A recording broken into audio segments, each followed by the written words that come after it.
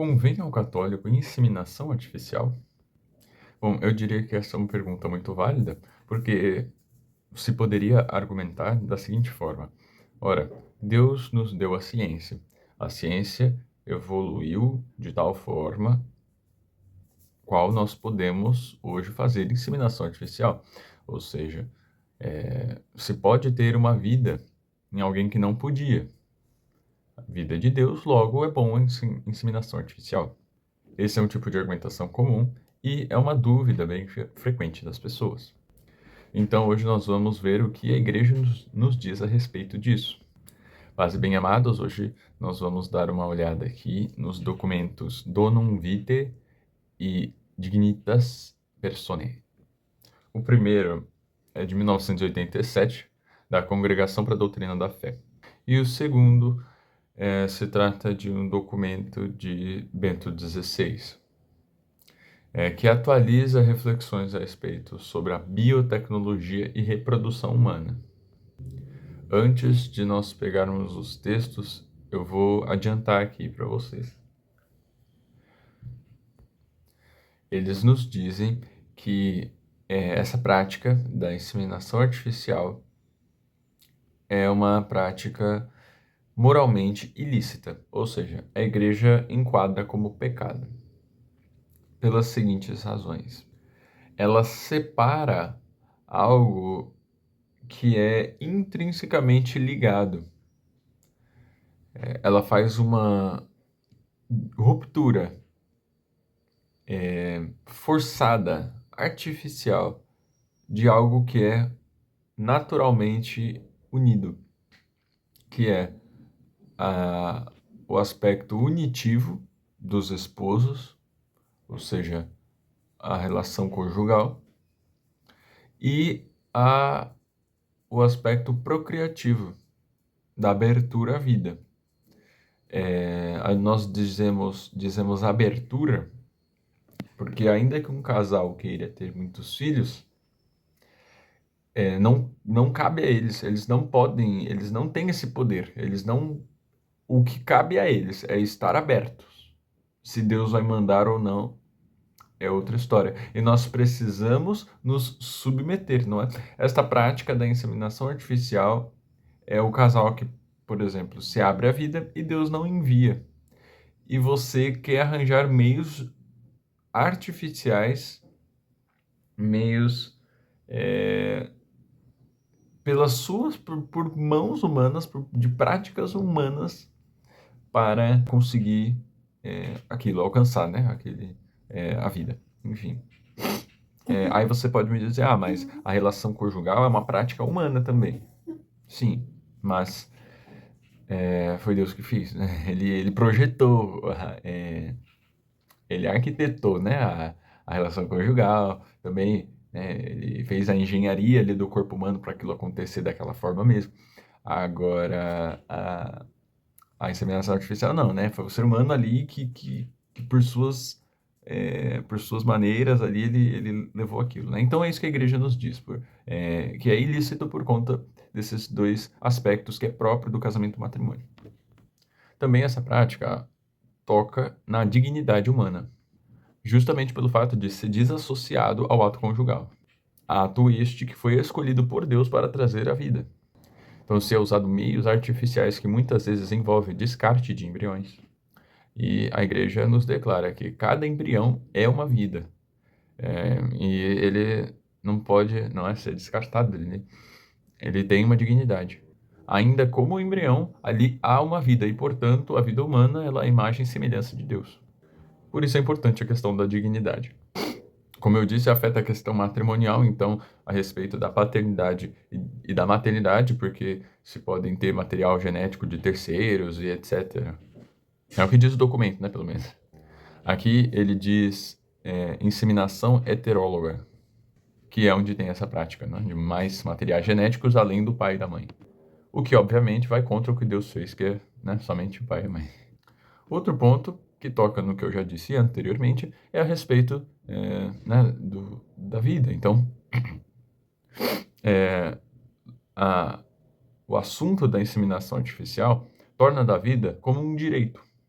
Ou seja, eu tenho um direito de ter um filho, como algum tipo de bem ou produto.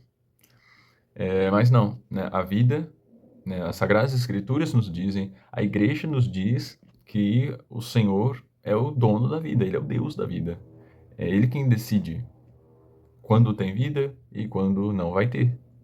E cabe ao ser humano a humildade de submeter-se a essa vontade, ainda que a dele, né, do ser humano mesmo, não esteja de acordo, mas nós precisamos nos submeter, nos conformar. Esse ato de não aceitar e querer algo a todo custo, ainda que Deus tenha mostrado que não e tenha dito que não, é um ato um tanto quanto soberbo, né? Até em algumas linguagens aí satânico, luciferiano, sei lá. Nos diz Santo Tomás, que é onde eu baseio o nosso conteúdo aqui, que é contrário à lei natural, obviamente. Então, para Santo Tomás, o ato conjugal, ele já tem por finalidade a vida, né? Também a união dos esposos. Mas, como eu disse, né, não dá para separar os dois são juntos. Então, se Deus escolheu que é através do ato conjugal, que é o que vai gerar a vida, por que que o ser humano vai falar assim, não, o que vai gerar a vida agora é uma... não vai vir só do ato conjugal, mas vai vir também da inseminação artificial. Aí muitas pessoas podem argumentar, né? Não, mas o material genético é o do esposo, é o da esposa, eles têm uma vontade legítima de ter filhos e tudo, e isso tudo é muito bom, né? A vontade de ter filhos é normal, né, do ser humano. Mas a gente precisa, acima dessa vontade, se submeter à vontade de Deus específica para a nossa vida. Né? Então, por exemplo, é da vontade de Deus que o ser humano tenha filhos. Óbvio, senão a gente já não existiria, né? Senão não ia ter pessoas. Então, ele mesmo disse, ide multiplicai-vos, né? Sede fecundos. Então, é da vontade de Deus, mas para alguns seres humanos, para vocação específica daquela pessoa, não, né? Tem pessoas que não têm filhos. E, amém, né? Glória a Deus, a gente precisa obedecer. E a prática da inseminação substitui um ato que seria natural e santificante, que Deus estabeleceu, você está substituindo por algo puramente técnico e humano. E por se colocar acima daquilo que Deus projetou, se torna algo pecaminoso. Né? Na Suma Teológica, na primeira parte da segunda parte, na questão número 18, vai dizer o seguinte: os atos humanos são bons quando estão de acordo com a reta razão e com a ordem natural, e maus quando a contrariam. Então, no caso, a vontade de ter filhos, né, e criar uma criança e direcioná-la para Deus, reta razão e bom. Mas não está de acordo com a ordem natural essa prática, né? Através desse meio.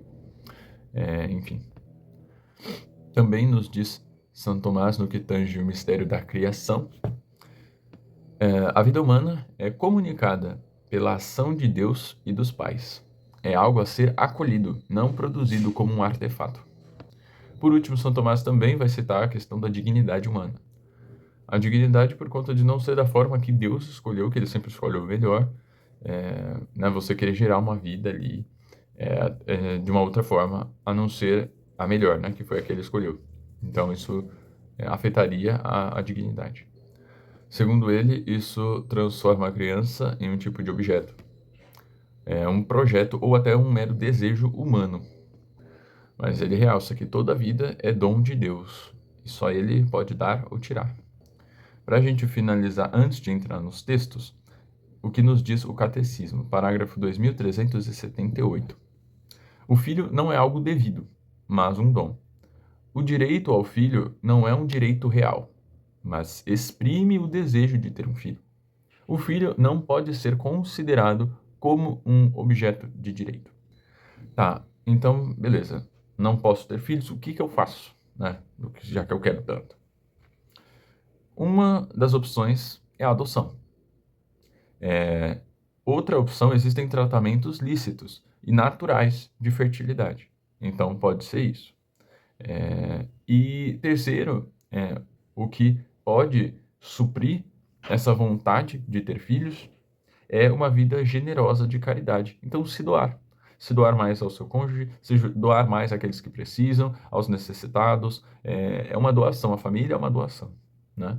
Então, é isso, num ato conjugal, onde vem uma criança, é os cônjuges se doando a si mesmo, e essa doação, ela transborda a ponto de gerar, né, ali uma vida, claro, quando Deus decide. Então, é isso, né? Então, você pode se doar, né? É para isso que, né, Deus faz o ser humano, para a generosidade na caridade.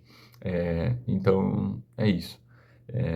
E também, bom, as práticas aqui espirituais, né? A gente pode recorrer, né, às orações, enfim, novena, cerco de Jericó, etc. Aí nós estamos se aproximando, né, da 300 de Santo Antônio. Então, são meios aí, não é lícitos da gente exercer a nossa fé e ainda, né, quem sabe, alcançar uma graça, confiando sempre em Deus. Então, o documento Donum Vitae, da segunda parte do primeiro artigo, diz o seguinte: a fecundação artificial heteróloga é contrária à unidade do matrimônio, à dignidade dos cônjuges, à vocação própria dos pais e ao direito do filho de ser concebido e gerado no matrimônio e por um meio do ato conjugal que lhe é próprio. Pessoal, tem mais questões aqui, mais artigos, mas eu acho que vai ficar muita coisa eu ler tudo. Eu acho que isso já cobre o essencial. Ó, nesse Donum Vitae também, na parte 2, diz o seguinte: a fecundação artificial homóloga só pode ser admitida se o meio técnico respeita a dignidade das pessoas, a união conjugal e a procriação humana. Ora, a inseminação artificial homóloga fora do ato conjugal, praticado pelos esposos, é moralmente inaceitável, mesmo quando realizada entre os esposos. A Dignitas Personae, aprovado por Bento XVI, na seção de número 12, vai dizer o seguinte: o recurso a técnicas de reprodução assistida não é moralmente aceitável se envolver a substituição do ato conjugal. Na obtenção da concepção, a geração de uma pessoa humana deve ser querida como fruto do ato conjugal específico do amor entre os esposos. Ele continua aqui no texto, mas eu acho que já está um pouquinho, já deu para a gente entender, né? Eu já toquei nesses pontos, mas para ler o texto aqui, né? Na seção de número 6, vai dizer o seguinte: toda pessoa deve ser gerada por um ato de amor entre o homem e a mulher no matrimônio. Quando a geração da vida é separada no contexto do dom recíproco entre os esposos, perde-se o pleno sentido da paternidade e da maternidade. Também Santo Tomás, na Suma contra os Gentios, na parte 3, no capítulo 122, vai dizer o seguinte: o bem do matrimônio é a prole, que é gerada pela união dos sexos, segundo a ordem da natureza.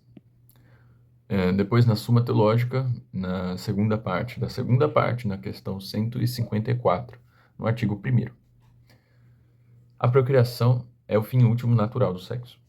Quando esse fim é voluntariamente frustrado, comete-se pecado contra a natureza.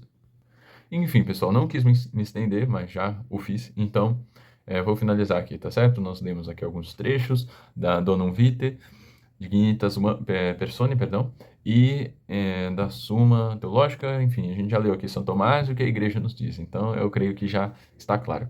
Tá certo? Muito obrigado aí. Deixem o gostei, compartilhem, comentem, enfim. Salve Maria.